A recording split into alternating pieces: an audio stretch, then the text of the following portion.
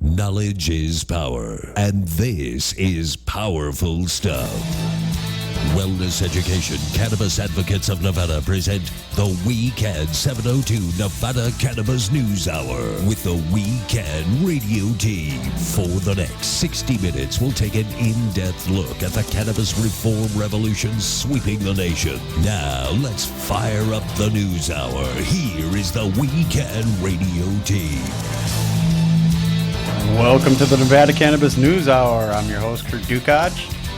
Today in the studio, we have Michael McCullough, Perry Haichu, and our guests, Christina Alfonso Zia of Blissful Vets. How you doing? Welcome to the studio. Welcome. Thank you guys so much. Thank you for having me. So, you're with blissfulvets.org, which is a Las Vegas organization. They're a nonprofit, obviously. Correct? That's correct, yeah. Okay. Tell us a little bit about what you do. Well, currently in the mix, I mean, it's a nonprofit in the works. I have a GoFundMe page. I've built it grassroots. Everything that I do is out of my pocket. I do it because it's something that I believe in heartily. I have a passion for it. I think that this is personally my life calling after everything I've been through. I think it would only be right that I educate the rest of the people to not go through what I just went through, you know. And so that's what I do. And Blissful Vets is an organization that educates veterans on the benefits of cannabis, the Melcon VA, pretty much the Senate, and where we're going to go and where our target is right now here in Nevada, what's going to be our next stance as veterans here. Well, this is something that's obviously very important because we're having veteran suicides at the rate of 22 per day in this country. That's almost 1 per hour. A veteran somewhere in the United States is taking their own life because they just can't cope with the aftermath of their experiences in the military, and I would say as well the aftermath of having to deal with a Veterans Administration that is supposed to be of help but unfortunately is not always. That's correct. We sometimes are misguided. I personally believe between states. There's funded programs everywhere. Personally, I believe that everywhere should be equal or even better. I shouldn't have to feel that I would have to go to a different state like New York or somewhere more established so I can get the health care that I so direly need. But here in Nevada, I think with such a young program, I believe that we have an opportunity to be the role model, not just only for cannabis as a state, but also cannabis in the VA world. We've only had our hospital here in Las Vegas open since 2012, so it's fairly new, and they're a little bit more receptive to hearing things, and so that's why I feel like there's hope within our system, just currently here in this state, I believe, that we could be that platform that they do so direly need right now. Now that the Melcon VA is passing, what's going to happen? You know, what is going to be the next step? Are we all going to have to forcefully take Marinol now? I mean, do we all have to abide by dispensary laws? What's going to happen per state? Because everyone has something different. But since we're all uniformed, like in the federal system, how is this going to work out? Well, the problem, of course, with Marinol is it's a synthetic THC, and it's only one of the 66 discovered cannabinoids in whole cannabis that works. So they're essentially making you eat a salad that is lettuce only, and everything else that is in there you're not getting the benefit of. And it's unfortunate, but it's another industrial pharmaceutical solution. Absolutely. And that's really important with when you're talking with PTSD. The Marinol with just pure THC actually creates a lot more anxiety and stress. So it's not the best form of treatment for somebody who is using for PTSD. Marinol tends not to be the answer. Well, I'd like to see the patient have more of a choice as to their course of treatment rather than kind of having the treatment thrust upon them by someone who, I don't want to put it this way, but a lot of, I'm just going to put it this way, a lot of these VA doctors and a lot of doctors are very studious but not so knowledgeable when it comes to this, because I don't think that was ever in their curriculum throughout their 12 years of medical school. In fact, it's taught that it's possibly, like we're pitched as snake oil salesmen, often and things like that. And I just believe that when patients self-medicate and find a specific way that they enjoy to medicate with, it's difficult for me to understand why a doctor would say, oh, well, we're going to have, you have to use this or you have to use that, or we're not going to accept this form of your treatment because we haven't accepted that as a chosen form of treatment for your qualifying condition, even though it may or may not be a qualifying condition. So that's kind of frustrating to me to get around that. That's true, but medical professionals in general have a problem with people self-medicating. Indeed, just in the past couple of weeks, I think that we saw that it was Prince who was self-medicating with fentanyl and with fatal results. That's very true. So professionals don't like that idea of self-medication. In the case of cannabis, especially smoked cannabis, though, people can titrate their dose. They can take one hit or two or 10, and they will know when they are at the level of effectiveness. So I agree with you that self-administration of a particular dosage might be appropriate, but I can understand why medical professionals would want to at least have a control over this, because I am familiar with a situation just recently where someone who was on a low blood pressure medication and then they were using cannabis self-medicating, and their blood pressure dropped to dangerously low levels, and they nearly passed out. So the idea of medical professionals is that, and especially pharmacists, is that they can look at the whole regime that you're too young to be taking, but as you get older, you wind up taking more and more. Or if you're in the military, they prescribe pills left and right for people. You need to see where those interactions are going to be. So that becomes their argument against self-medication. Fair enough. Self-diagnosis, as it were. What's the remedy to this? Do we just have to have more education for the doctors? Is it an education for the patients? Is it building the relationship? Is it a combination of all those things? There has to be. I know there's no easy solution to this, of course. Well, there sort of is. I mean, because your point is exactly right. That yes, we need more education. When in this country we are now spending more and more money on jails and less on schools, it's going against the direction that we want to go. And my wife brought up a very interesting point, because she's French, and we go to various meetings, or we go to things, and everybody starts with the Pledge of Allegiance, right? And for her, she says they are indoctrinating you from the time that you're 6 years old, and that what they're doing is essentially instilling a propaganda line for you. And I never really saw that or agreed with it, but more and more recently, I see where it is true. And so we're having blind obedience in place of true free-thinking education in this country, and that becomes problematic. I think you're not having people think for themselves, and so people believe what they're told to believe, basically.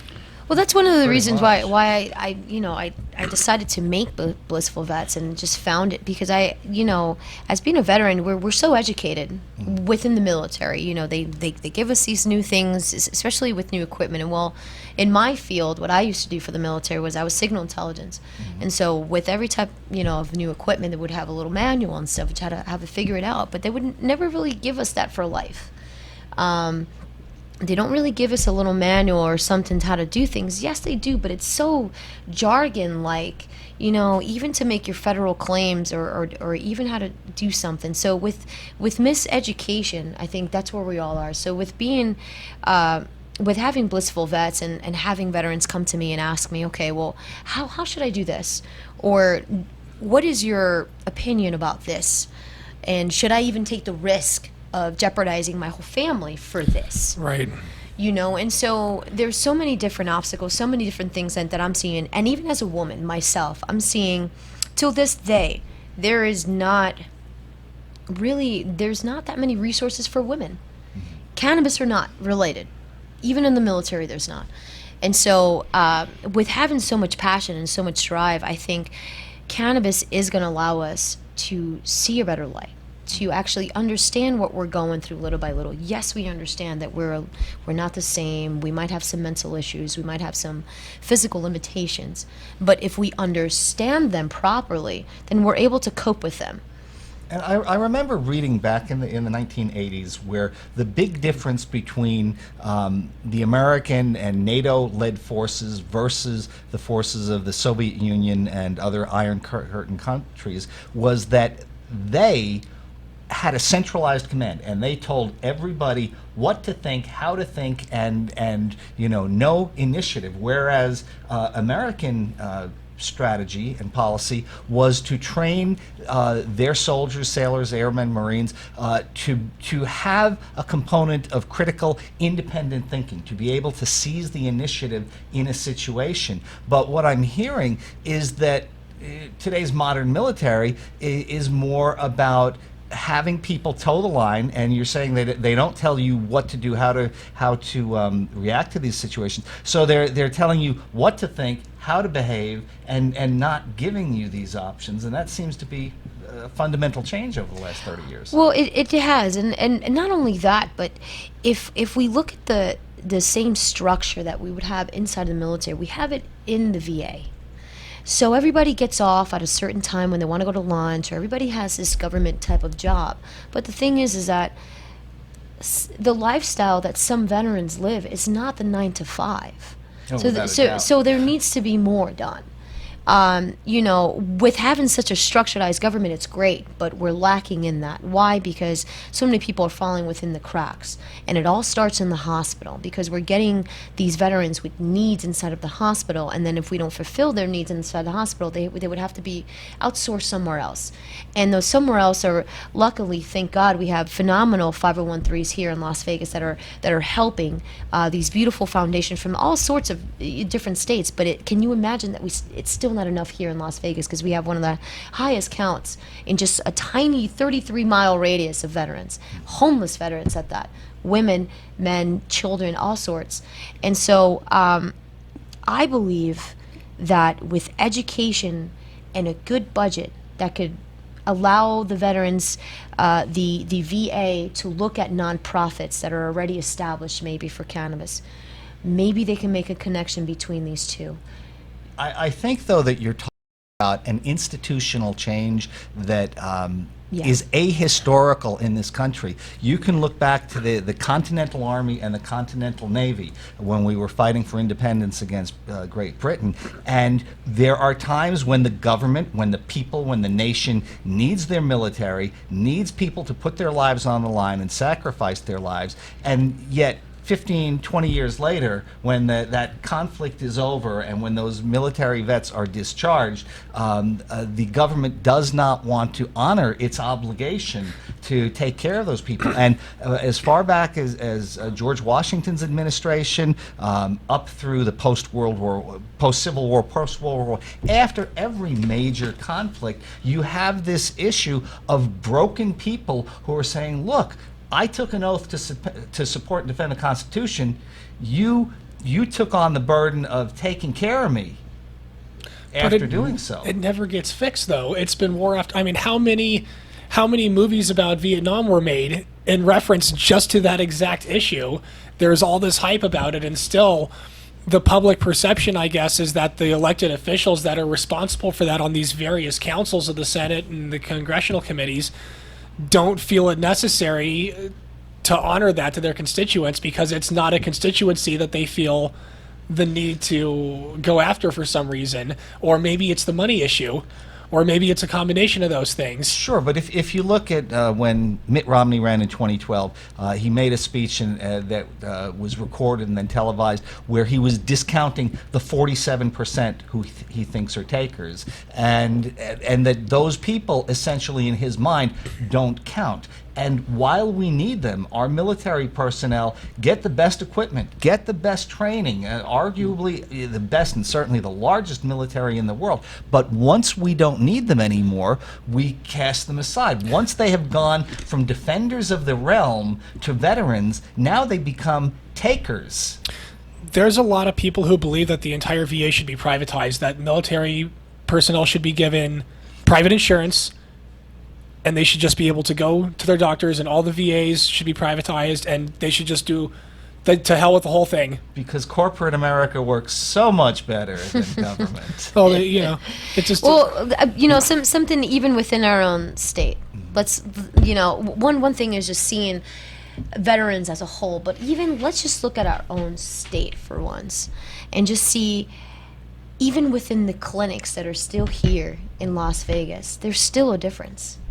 The clinics in Owens and Jane Street, okay, by Martin Luther King, are so different from the one on the west side. Why? So my point is that the whole system has to be changed. Because I could be fighting Washington all day, I could be fighting everything, but at the same time, if I can't even fix my home, which is here in this, like I said, 33 miles, where do we start? How do we fix it? Well, from the VA, you saw the first movement in 2010, where VHA 2010-035 pronouncement said that doctors no longer would automatically disqualify veterans from treatment if they tested positive for marijuana, if they were in medical marijuana states and they were medical marijuana patients. So that was the tiniest move forward that they could make. And then just a couple of weeks ago, the House passed Earl Blumenauer's amendment, which removes restrictions that prevent VA doctors from recommending medical marijuana. And it passed 233 by 189, and it's still got to get through the Senate. And if it does, I would certainly expect that the president will sign it. It was co-sponsored. Surprisingly to me, because I didn't think he was a friend of the issue, but Representative Joe Heck here of Nevada, and also Dina Titus. So you have both Republicans and Democrats who are getting bored on this. That's a flip on him. I remember when Right. he was running at first, he was not for cannabis in any way at all. I'm very, very happy to hear that he's Joe Heck, yeah. he's enlightened. He's become enlightened on that. That's great news. Well, I think what happens is you have many veterans across the country who are still marching to a drumbeat, and this time trying to put forth this message. And when you have these people go in and confront our representatives directly and tell those personal stories, I think you win them over. Over the course of time. And it's taken 6 years from the VA saying, okay, we won't throw you out if you test positive for pot and you're a med pot patient, and now we're saying, all right, well, we'll let the doctors recommend a marijuana pill to you. And that this bill does not state whether that means Marinol or whether that means Sativex, which is a whole plant extract, or something that local dispensaries can make. That's unclear. So the federal government moves at a glacial pace on stuff like that. Hopefully they leave that language very vague. Well, this is why I feel that, that we have a chance here in Nevada. Because these major names are making a difference in such a scale, and the focal point is Nevada. I believe that if, I believe solely in my heart because I work with so much passion, but I believe that if we can compile a proper budget here of allocating a proper 501(c)(3), even if they do use flour, if it's properly managed, I believe that we have a chance to change even the VA's train of thought of even using a pill. Because if we can actually just propose a situation, let's just say we can manage to build a homeless shelter that only allows certain cannabis, or just throwing ideas out there, maybe we can transition these vouchers into this, or maybe we can transition something else and heal them with that, and maybe give the patient an option. This is in a perfect world, I must say, but if I can give the patient an option, I'm saying, hey, you know what, would you like to go to this facility and they offer this, that, and the third? Or would you like to go to a cannabis facility and they offer this, that, and the third? Well, it took 6 years of trying, but friend of the show and weekend friend, Dr. David Udy, was almost solely responsible a couple of years ago for getting the Division of Health to change and to add the first condition since the beginning of the program in 2001, where they now have added PTSD. And Dr. Udy is a Vietnam veteran who's suffering the effects of Agent Orange, and they are devastating. But he it took him, as I said, the better part of 6 years to get the Division of Health to finally move on this issue.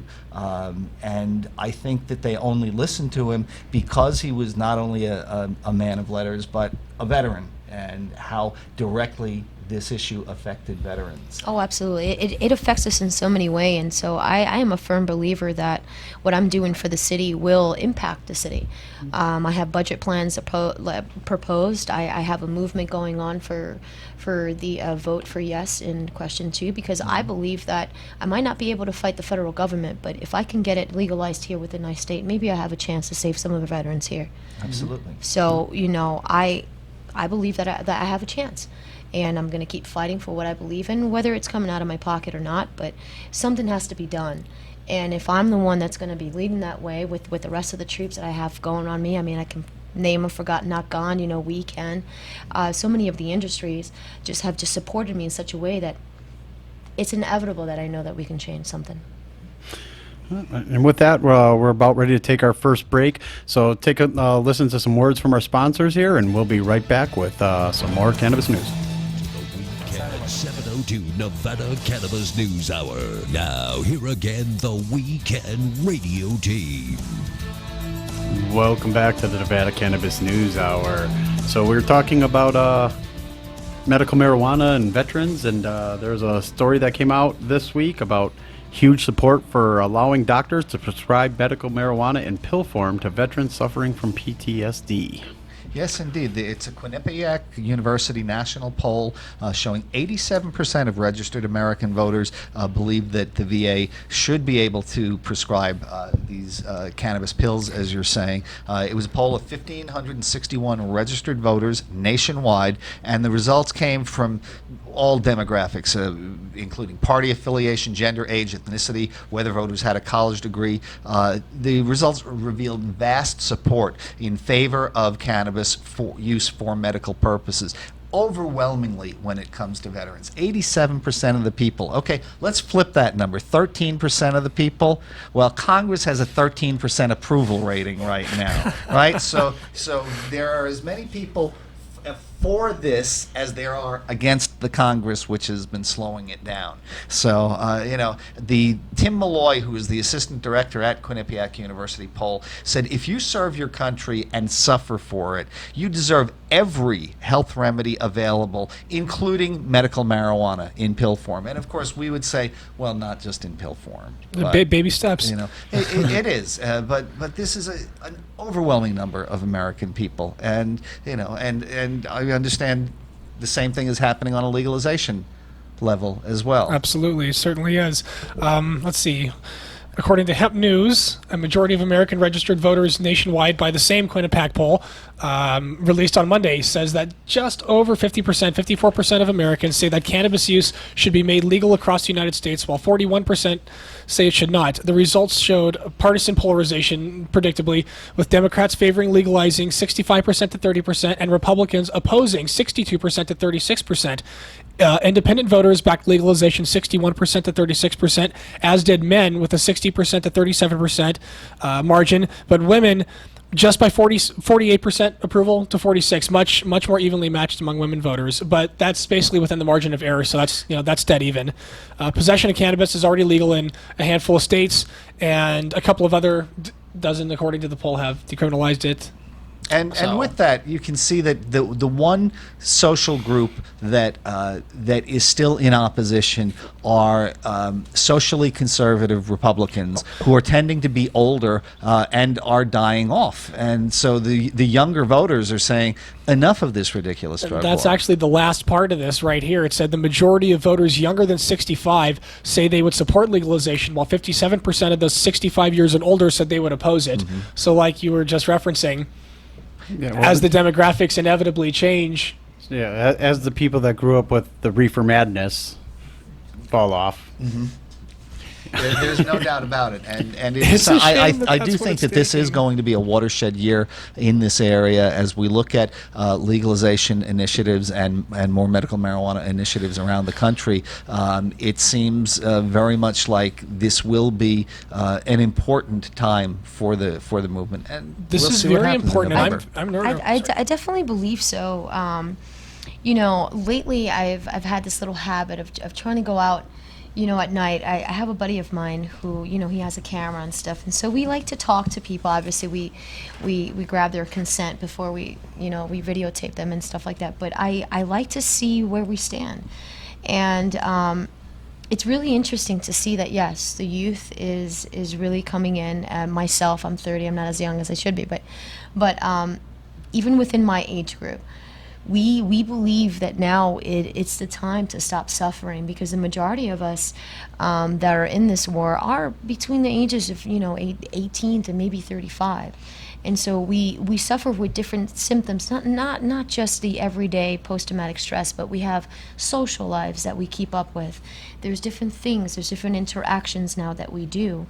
And so when we are unable to do that, then we just start isolating ourselves. And sometimes that's not just who we are, not now at least, or maybe in the next 15 years. Well, but that's a common situation. War is a vehicle by which stodgy old men send young people off to die in massive numbers. And so I think if there is going to be a change, it has to come from younger generations, and that's one reason why so many people are excited about the Bernie Sanders campaign this year. Not that he's not going to be the Democratic nominee, I'm almost certain, but the idea that he motivated young voters to get involved, and if they will stay involved, even if he does not get the nomination, which he likely won't, they can make a dramatic change, because I've read that now Generation X is actually larger than the baby boomer generation, and so for many years that baby boom generation was seen as the driving force of American politics. If Gen X will get involved, I think that we can make rapid advance in a number of fronts. See, and therein lies the problem. I believe that this is, like you said, it could be a watershed year. It could also be a big backtracking year if we're not careful. We need to push harder than ever now. I think there's a big misconception that we got this in the bag. We can take our foot off the gas now. It's all good. Fire one up. Sit back and let the good times roll. And that's a big mistake. There are people still looking to shut this down. And if you need any evidence, look to what happened with the gay marriage proposal in heavily liberal California that got defeated by the seemingly not so, you know, you wouldn't think the Mormons would have such a powerful influence there, but there can be, like, when you think you got it in the bag, you know, just when you think it can't happen to me or anything like that. And another example I'll use is I was reading an article written by some journalist, and he said that there was a lot of momentum back in the late 60s and early 70s, you know, like the flower power movement, and all these young people were like, man, you know, we're going to do this and we're going to change the world. And then, well, Nixon happened and everything changed about that fast. And then they grew up and became corporatists and became yuppies and went from being hippies and flower power people to people with mortgages and car payments. Sure. And, you know, But the still, it's realities like, of life set in. The young people never Maybe motivated dispensary their owners, you vote never know. they never realized that what their will was into actual action, and it never really materialized. And this is more momentum than we've ever had, for sure. And I'm not saying that we're not going to win. I'm just saying that we got to be more diligent than ever, push harder than ever now. Well, H.L. Mencken said no one ever went broke underestimating the intelligence of the American people. And, you know, in fact, big money coming in to advertise on the anti-legalization side can convince and can scare a lot of people. And there are all sorts of political ads that are designed to be as scary as possible, because negative advertising has been proven to work better than positive messaging. And when you have someone right here in Nevada like Sheldon Adelson, who's pledged to spend between $5 and $10 million against this initiative, and the pro Question 2 campaign was trying to raise $1 million, that's a big disparity. And so you're absolutely right, Perry, in that we cannot just rest on our laurels, even though the public polling is showing that it passes 60% with 60% of the vote. We still have to get, especially the Gen Xers and the Gen Y, out there to vote. Will this be believe the so. second or third time that California has voted for recreational?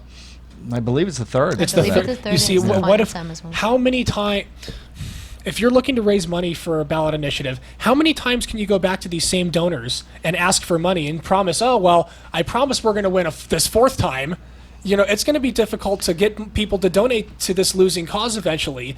You know, this is, we're treading. If their believers thin and ice their here. pockets are deep enough, then they don't care. I mean, Sheldon Adelson threw $100 million at Newt Gingrich in the 2012 primary This is process, true. and that money went nowhere. So he's offering another $100 million towards Donald Trump this time around. So people who have that scale of money just have a completely different sense of Yeah, but usually the people with what that they'll kind of spend. money are not on our side. We don't have anyone in the 10 to 20 billion dollar range that's a pro cannabis giver that's being so philanthropic in nature anymore. I read another article about that in marijuana.com a few months ago about how the nature of the legislation in this movement has fundamentally changed over the last 10 years. Back in the day when they were pushing these initiatives, all the language was very, very philanthropic because they didn't want anything out of it. They were just doing it for the sake of doing it. Where now all the people that are donating money,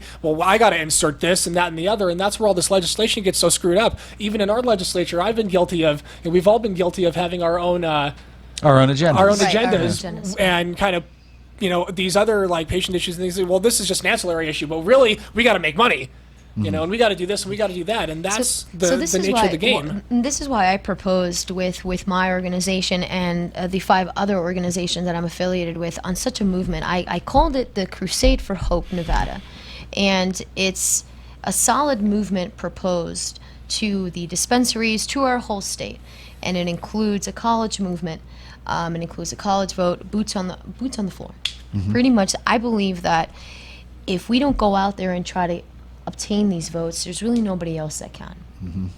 I believe Yeah. that with this budget proposal, going out there, facing them face to face, and when I mean I have like 350 parts, that's exactly what's all this moving in it. But I believe that we have a chance.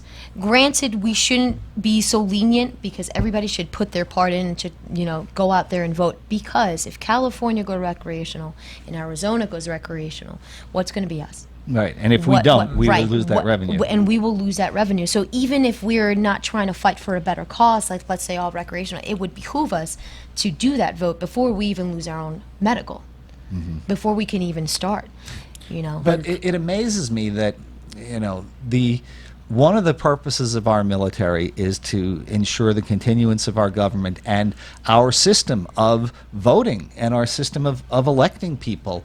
And one would think that that veterans getting out of the military would be among the highest voting blocks in the country, but sadly no. And unfortunately, after so many years of war now in Afghanistan and Iraq and prior conflicts, when these people are devastated by what they've seen on the battlefield, casting a vote is the last thing that many of them have on their mind. It's personally the last thing. I mean, there's a few that have made it out of this gloomy light, but the majority of us are still intoxicated with our own opiates. We don't really know the difference at this point. Some of them are still surviving and wanting to learn how to vote, but this is why I encourage everyone also to go out there to your neighbor and find out what's going on. If you know a veteran, obviously don't try to get too involved in their life because you might be causing battles. Care for them and understand where they go from, whether you're under employment or not, or whatever. It's very hard for them to communicate for the simple fact of the medication as well. Just to let them know that there's somebody there to talk to if they want to talk. If they want to talk. 9 times out of 10, no, because they don't understand it. With myself and my experiences, it took me 4 years to get off those type of medications to realize that the tones of voice that I was even communicating to people were off. I didn't understand that, especially when you have your family members telling you to take these medications because you're a little wacky, or you have your employer telling you, man, did you take this today? You know, it's like your whole world is surrounded by this, and then when you step out of it, that's when you realize, okay, that's not what I wanted. That's not who I am. That's not really what I felt. Well, the VA has been very quick to prescribe anti-anxiety drugs, antidepressants, sedatives, but that hasn't done much at all No. to stem the tide of veteran suicides. There's no way that you can ask a veteran to sit and meditate and do these group therapies, you know, with someone if they're intoxicated that way. They really just sit there and just kind of numb out. There's really nothing that we can do, whether it's sitting there and trying to communicate about your feelings, or being in the DMV and trying to communicate about your car issues. There's a language barrier that enables us to communicate properly. We communicate the things that we need because we've gotten that down, like bathroom, need food, need this. We're on autopilot, what it feels like. And there's nothing that we can do until now. We have an option to take that risk, and if we unite and we continue uniting, we are going to change the VA.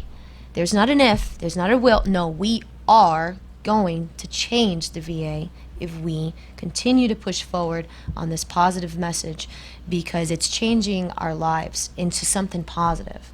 If you can have a soldier say, wow, I can actually talk to my daughter again, or my son, or wow, I can actually communicate again with my spouse, or wow, I can actually finish a job application, that is the next step forward. And I've run into a number of veterans who have said that, yes, the government has put them on all sorts of opioid therapies, and that they've used medical cannabis to actually wean themselves off of it. So pot is not the gateway drug into heavier drug use. Pot is the gateway drug out of opioid drug use. But that doesn't mean that VA doctors who become aware of the fact that their patients may be using medical cannabis doesn't mean that they should just cut them off completely of their opioids immediately either, which has been unfortunately the case for a lot of veterans also. Right, because they say, oh, you're a drug addict. Yeah. because Well, you're smoking a joint. I believe that everybody should be transitioned, and there should be a system, and there is a system. There is a system that can happen. If you're going through an inpatient treatment, you can go into inpatient and wean yourself off of it upstairs or wherever you are in that clinic.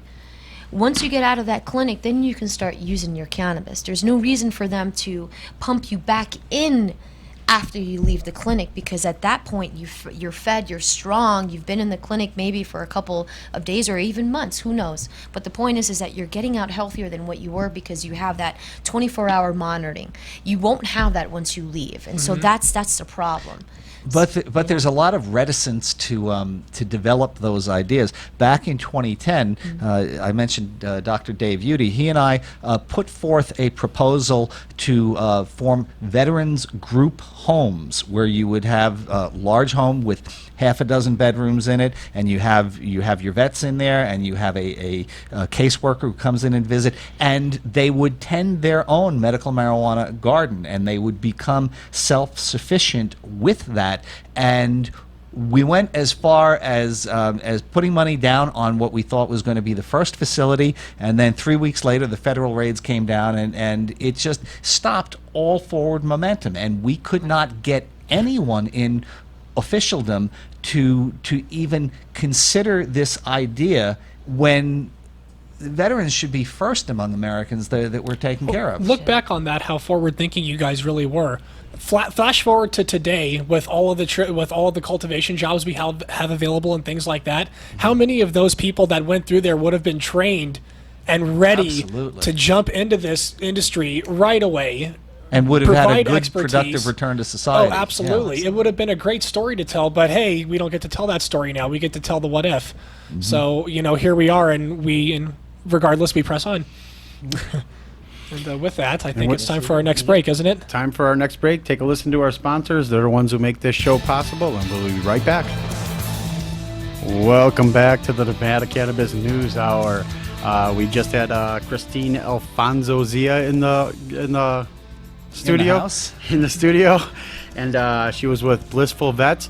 If you want to get in contact with her, check out her website. It's blissfulvets.org, and you can reach her at 702-626-3582. And fortunately, there are a number of different groups that are banding together around the country to help veterans. In California, there's the Santa Cruz Veterans Alliance. In Olympia, Washington, for example, there's one called Rainier Express. And the Patrick Seifert, who runs that Rainier Express, said he gives out about 1/8 of weed a month to his patients free of charge, and he's worked with more than 3,000 patients. And we really need more of that. We need the people to step up and do this. Unfortunately, here in Nevada, with our for-profit dispensary system, and there's nothing wrong with that. I'm not an anti-capitalist, but I think the laws should have also allowed for non-profits to be licensed as well, and so that you could have groups like this go ahead and work for specific target individuals. Our law does not exclude nonprofits. There just weren't any nonprofits that went into the dispensary thing, because unfortunately it's so expensive to get into the game as a nonprofit. Unless you've got those big corporate sponsors behind you, it's not an easy deal. Because money and power wanted to get involved and suck all the profit out of this. But it would have been easy for the state to have waived the significant number of those fees for a nonprofit organization. And maybe next time. Yeah, and that might be something that we can maybe work on in this next session. Maybe we can get someone to introduce something like that. Indeed, but I think there's not enough that we can do for veterans. They put everything on the line for us, and most of us will know or are related to veterans who have problems, and we've seen them. So it's incumbent upon all of us to do something to help these people who allow us to, do everything foolish that we like to do in every day of our life. I actually have a story about a dispensary out in Colorado called Live Well Enlightened Health. They donated over the course from May 30th to June 3rd. They were offering 1 penny ounces of high CBD medicine to anybody for active service or prior service that came in with a military ID, and they handed out over $800,000 in cannabis to veterans that week. Outstanding. Unbelievable. So that should be going in every state, so that's something that we really need to work on out here. There are a few dispensaries out here that offer discounts to veterans. I know Nevada Pure does. I believe Inyo does also. But those are the only ones that I know of that are doing veterans discounts even. So, that should be standard across the board. And I think personally, myself, I think it should be higher than 15% to veterans. I completely agree with that. Unfortunately, in trying this experiment in Nevada of the for-profit model, I think that the legislature, which did not know a lot about the subject, didn't put safeguards or other mechanisms in place that would encourage that. As part of the application program for any MME in the state, MMEs were supposed to define community benefits, what they're giving back. I remember that. And our friend Jackie Holloway, Director of Business Licensing for Clark County, said that we're going to use that as a measure of how much pain these entrepreneurs are willing to undertake in order to get this license, which is arguably worth millions and millions of dollars. And so you had these different MME applicants say, oh, we're going to do this for the community, we're going to do that, whatever. But I've checked within the past month with both Clark County Business Licensing and the Division of Health that neither of them are looking yet at whether anyone is complying with this. And they're going to wait till November when all these places have to review to say, well, did you do what you were supposed to? Or so they're not even going to tell them, they're just going to drop it on them when it comes to renew? What about they haven't figured out what they want to do yet. What about the teams that haven't done anything and are sitting on the licenses waiting for rec? Well, I think that they can't just sit and wait to rec. The state, in order for them to get their extension that they just had to put in for, they had to show demonstrated progress. Yeah. But so, that's so vague. We'll get, that's a different issue for a different day. But yeah. But most of those that are behind in waiting, it isn't the dispensaries. The dispensaries, they want to get open because that's their way of bringing the income in. Right. So all of the dispensaries, they're working their tails off to get their doors open. Everyone that I've seen, it's the cultivations and the productions that some of them are sitting back on. We do have quite a few of the cultivations opening up now. As you see, the prices are dropping drastically because it's all supply and demand. It seems like there's new ones all the time. I'm going to an opening tonight for another one. Oh, another cultivation. Yeah, another Very cultivation. cool. Very you cool. know, their grand opening thing tonight. So it's happening, and we do have some. You know, like you were just saying, we were just talking about the giving to the vets.